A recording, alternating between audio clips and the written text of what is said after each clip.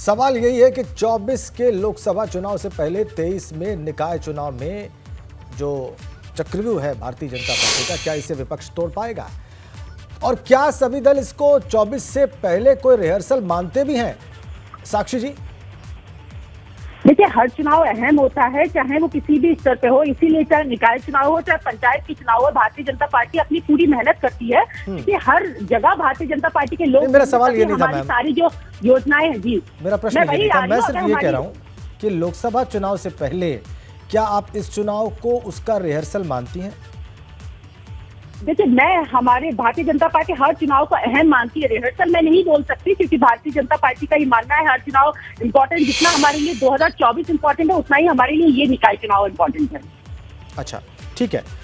चंचल यादव जी, देखिए, आप मुख्य विपक्षी दल हैं अभी उत्तर प्रदेश में असेंबली में, और स्वाभाविक सी बात है, चैलेंज आपसे ही, आपके पास ही ज़्यादा होगा, और अपेक्षाएं भी लोगों की आपसे ही होंगी कि आप इन चुनाव को भी और इन चुनाव के बाद लोकसभा चुनाव को भी बहुत गंभीरता से लेंगे। क्या आप ऐसा समझते हैं कि ये चुनाव 24 के लोकसभा चुनाव से पहले एक रिहर्सल है और बहुत महत्वपूर्ण है? देखिए, आज के समय में अगर आप बात करें, फिलहाल चुनाव तो सारे के सारे, अगर आप देखते हैं समाजवादी पार्टी सारी, हम लोग गंभीरता से हमारे पास संगठन बेस पूरा कैडर बेसिक पार्टी है। और आज के समय अगर हम बात करें, आज के समय में इंसान, आम जनता अपने आप को ठगा महसूस कर रही है। 400 रुपए का गैस सिलेंडर आज 1200 में मिल रहा है। और आप देखिए, पेट्रोल डीजल के दाम देखें, अगर चाहे आप किसानों की समस्या से लेकर के, आज जनता इनसे पूछ रही है कि आप बताओ 2014 में वादा करके आप आए थे लोकसभा के लिए, आपने कहा था कि 2 करोड़ रोजगार देंगे, आपने कहा था किसानों का आय दुगनी हो जाएगी, आपने कहा था कि हर गरीब को पक्का मकान मिल जाएगा, आपने कहा 100 दिन के अंदर काला धन आएगा। ये सारे के सारे मुद्दे आज के समय में ये लोग नाम लेना चाहते हैं। आदर्श ग्राम, स्मार्ट शहर, बड़ी बड़ी योजनाएं, बड़ी लच्छेदार भाषण, लच्छेदार बातें। ये जो आप कह रहे हैं, ये मुद्दे निकाय चुनाव में असर दिखाएंगे? यस, दिखाएंगे। और आम जनता महंगाई से त्रस्त है, भ्रष्टाचार से त्रस्त है। ठीक। और लॉ एंड ऑर्डर की बात कर लीजिए, आए दिन घटनाएं हो रही हैं। ठीक, इसका मतलब आप ये मानते हैं कि ये चुनाव और इनके परिणाम भी लोकसभा चुनाव से पहले बहुत मायने रखते हैं। ठीक है, अब प्रियंका गुप्ता जी, आपकी क्या राय है?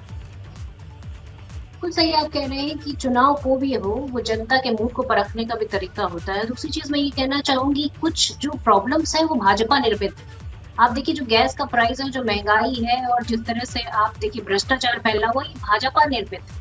क्योंकि इस गैस की प्राइस इससे पहले, इनकी सरकार से पहले तो 415 हुआ करते थे। जब से ये सत्ता में आए, अपनी डबल इंजन की सरकार लाए, तब से वो प्राइस 8-9 साल में वो डबल हो गए, डबल से भी ज्यादा हो गए। 415 रुपए का सिलेंडर आप 1150 में खरीद रहे हैं। तो ये भाजपा निर्मित महंगाई है, और ये एक्चुअल महंगाई नहीं, ये अपने जो दोस्तों हैं, मित्रों हैं, उनके पेट भरने के लिए ये सब कुछ किया जा रहा है। आप देखिए कि सेंट्रल में भी किस तरह की एक सीन चल रहा है। अगर 24 के चुनाव की बात करें तो सीरियसली देखिए कि ये चाहते हैं कि संसद में विपक्ष बोले ना, अगर विपक्ष बोले तो उसके भाषण को भी एक्सपंज कर दिया जाए, उसकी सांसद सदस्यता। आप इन मुद्दों के साथ निकाय चुनाव लड़ने वाली हैं?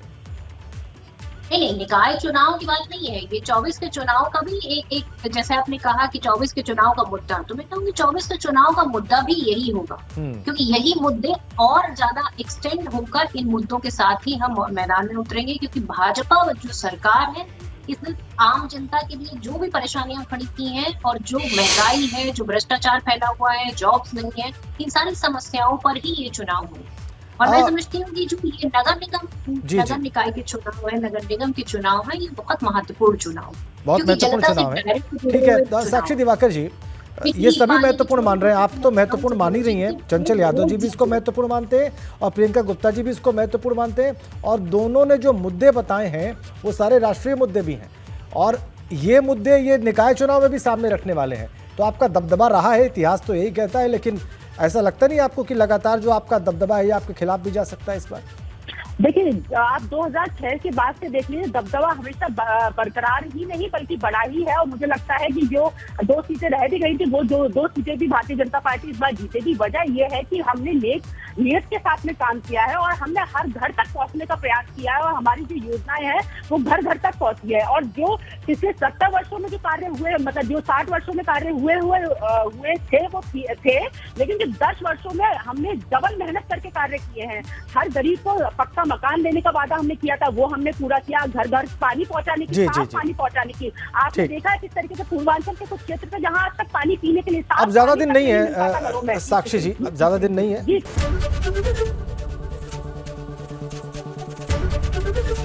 एबीपी गंगा, खबर आपकी, जुबान आपकी।